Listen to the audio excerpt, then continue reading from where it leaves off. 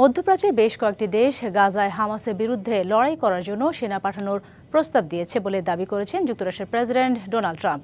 অন্যদিকে গাজা যুদ্ধবিরতি চুক্তি বাস্তবায়ন প্রত্যাশার চেয়েও ভালোভাবে এগিয়ে যাচ্ছে বলে মন্তব্য করেছেন মার্কিন ভাইস প্রেসিডেন্ট জেডি ভ্যান্স। এদিকে দুই বন্দীর মরদেহ ইসরায়েলকে হস্তান্তর করেছে হামাস। নিজের সামাজিক মাধ্যম ট্রুথ সোশ্যাল পোস্টে মার্কিন প্রেসিডেন্ট ডোনাল্ড ট্রাম্প জানান, ফিলিস্তিনের স্বাধীনতার জন্য লড়াই করা সশস্ত্র গোষ্ঠী হামাসকে ধ্বংস করতে যুদ্ধের ময়দানে নামতে রাজি মধ্যপ্রাচ্যের অনেক দেশ।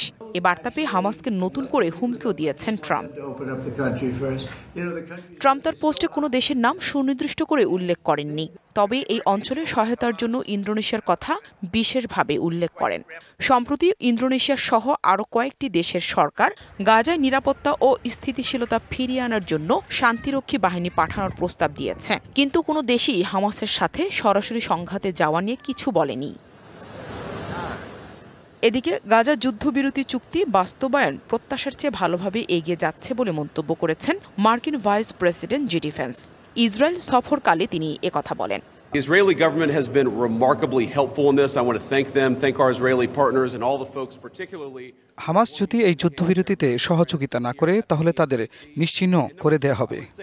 There is this weird attitude I've sensed in the American media and the Western media.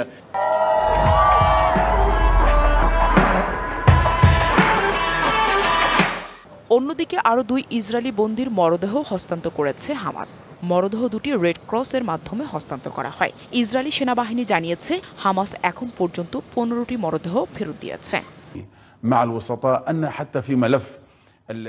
চুক্তির মেয়াদ শেষ না হওয়া পর্যন্ত আমাদের কাজ অব্যাহত রাখব, এমনকি মরদেহ ফেরত দেওয়ার বিষয়েও।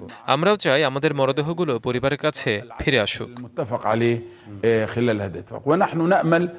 এছাড়া হামাস জানায়, গাজার ধ্বংসস্তূপ ও ইসরায়েলি সেনাদের নিয়ন্ত্রণে থাকা অঞ্চলগুলো মরদেহ উদ্ধারকে বিলম্বিত করছে। যুদ্ধবিরতির শুরুতেই হামাস 20 বন্দীকে মুক্তি দিয়েছে। Nahida Rinthi, DBC news desk.